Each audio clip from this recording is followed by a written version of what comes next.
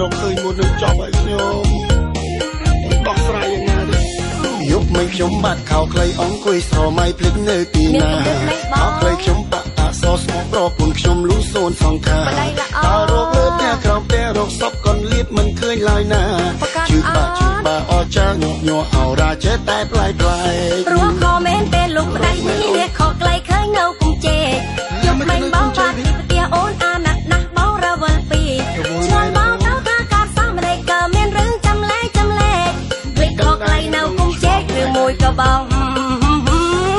ណែកុំចេះតែស្មាននេះយឺតបងបានមិនបែបនេះទេមានគេរកស្រីឯណាបើខំធ្វើការគ្មានពេលទុំនេះប្រហែលបងទុកប្រហែលឆ្កែឃើញក៏ពំទៅទីនោះទេខាងណាខាងនឹងសក់ឆ្កែសុកបែរជាមកពំខោខ្លីទៅជឿប្រកែកណាថាឆ្កែពំចោលបងធ្វើកុំភ័យអូនជឿជាក់លឺបងហើយថាបងស្មោះខ្លាំងណាស់លោកប្តីប៉ុន្តែលឺថាម្សិលមិញប្រាខែបងទើបតែបើខែថ្មីប្រញាប់អោយមកលោកប្តីស្រួលអូនលុកលៃប្រកាសមុខក្រ